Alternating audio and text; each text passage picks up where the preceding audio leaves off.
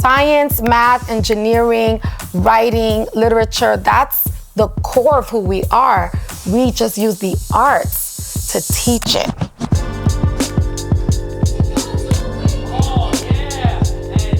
In other schools, you might not be able to explore the arts, but in BAM, this is a school centered around the arts. All of these art forms are transferable in some way or another. And the end-all be-all is it will instill confidence in your child. You have so many different options to express yourself. You know, math can be pretty intense, but if we bring that element of joy into the classroom, and I try to portray myself as the teacher that I would want to teach me. In music, you're taught that the way you get better is that you practice, and that there's work that has to be put in, and it kind of gives you this sense of, if I put in the time and the energy, then I can do whatever I need to do. And that does carry over to whatever class it is. It can be math, it can be ELA, it can be science. It's all the same, really. It's that if you are willing to put in the work and the time, ask the necessary questions, then you're gonna find success. I mean, I'm so lucky, science is such a blessing in disguise. Because there are so many opportunities for you to incorporate art into it, and it's okay to be creative. It's helpful to be creative, and it can actually support academics. And that's what Bronx Art understands, and that's why I'm here. The arts allow us to think creatively, to think freely, and that translates in math and science, it translates in writing. We have consistently performed better in math.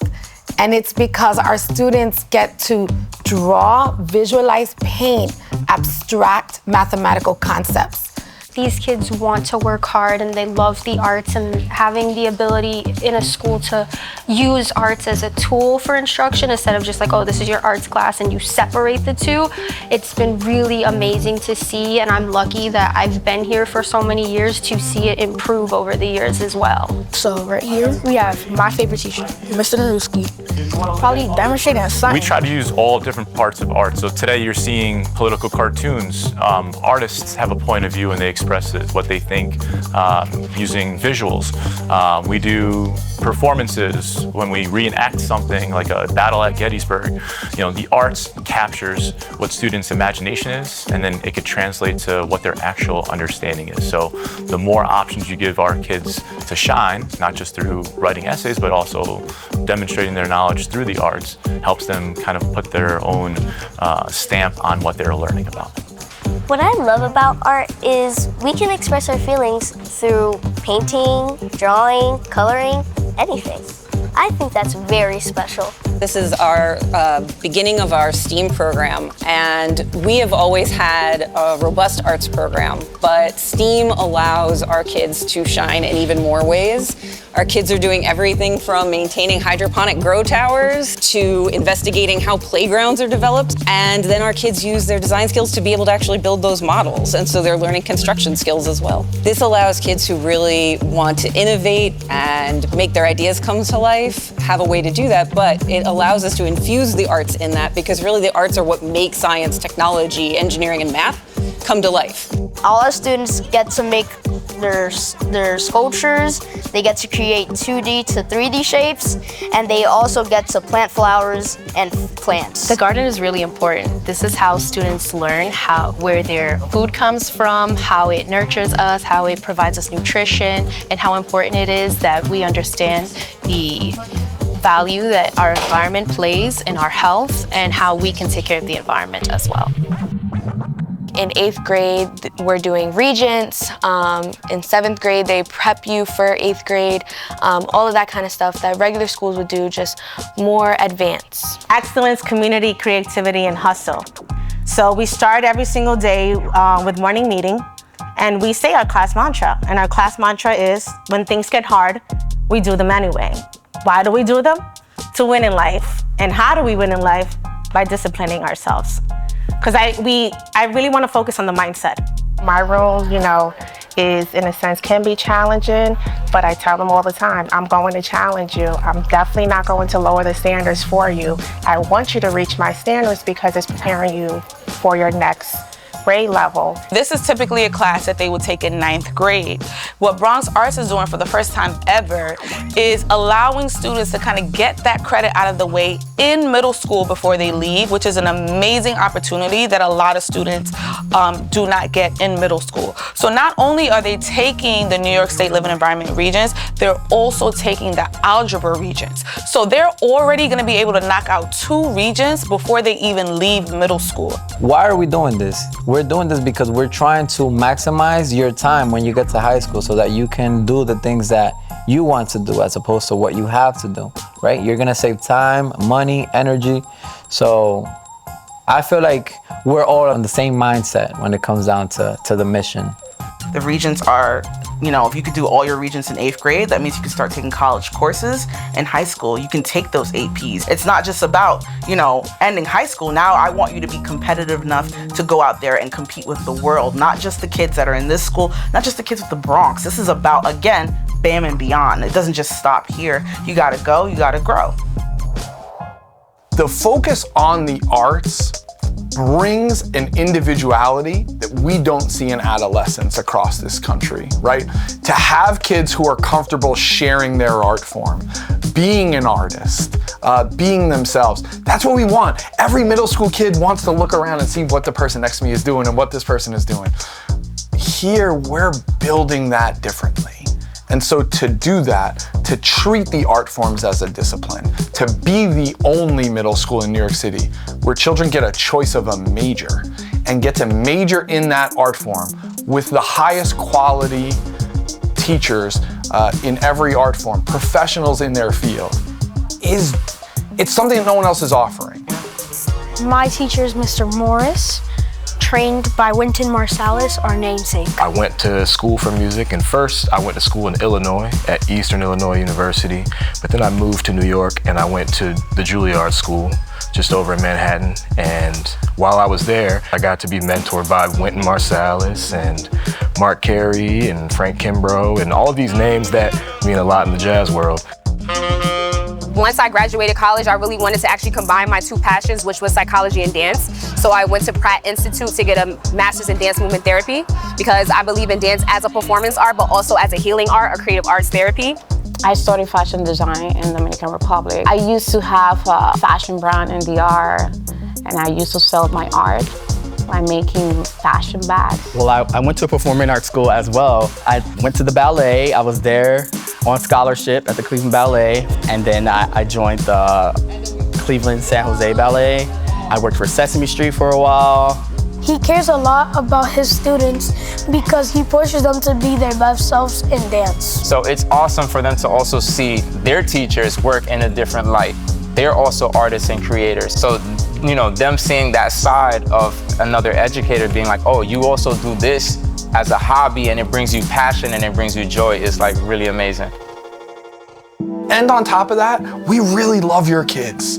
Like, we really deeply love your kids. And so because we're willing to provide something that no one else is willing to provide, because we're willing to own the messiness of middle school and be okay, like this, things aren't gonna go well, but we're gonna be here because ultimately we love your kids in a way that I wish every school that my kids went to loved them. There's such a sense of community and family, and like they care about these kids beyond a test score or beyond a picture. It's more than that. It's like actual care. I've seen parents and staff like really connect and like, you know, be helpful to parents or helpful to the needs of the community, and which is very important. We prioritize collaborating with families. So I think that when we advocate for families, we really get to know them and what their needs are and support them through the whole process. It's really necessary that we're here because it gives our kids hope. I hope that, you know, me personally, I believe that the answer to all of our problems is love. And we are the heart of the Bronx, right? We have love in this community. And when we share that with other people, the influence that we can have, it's unimaginable.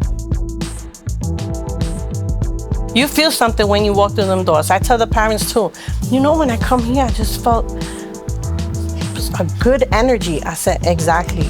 Feeling that energy is what's gonna keep you here. Once you feel that and you walk through these hallways, you're gonna grow here. Your kids, we're gonna watch them. And they be happy and they just keep them. This is home. Trust me, this is a beautiful and a special place. It's a given that you want your kids to go to a place where they're learning. That's a given. That's a non-negotiable factor when it comes to school. But I think for me, at least, I want to feel secure with knowing that they're safe and they're seen, and not just physically, emotionally. And I feel that way here. I feel that when I drop my kid off here, I don't worry about them. We're not just excelling in ELA and math, right? We are building future leaders, future athletes, future everything. So this opportunity starting now in elementary school is really special. You also see kids who are overcoming fears and learning things about perseverance, learning things about themselves. The kids are able to do well academically, they're able to have arts classes, they're able to perform out in the community. Parents are able to come here and do, the sort of parent workshops. I think it's a sense of pride for this community. I think it feels like an excellent school in a community that deserves that, but doesn't maybe always get that.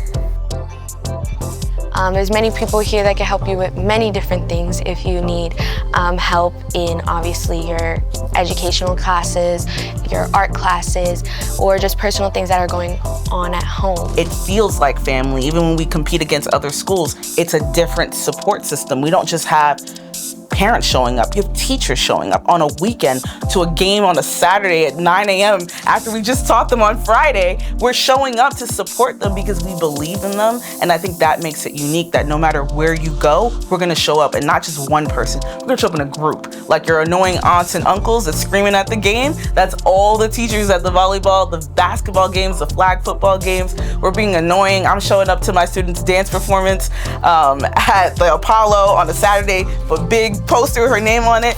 Like, what are you doing here? I'm here for you. I'm here to embarrass you and show you out because you're an important kid. What makes us different, and we talk about community and that being one of our core values, is that we know our community and we know the things that they need. So we support with transportation services.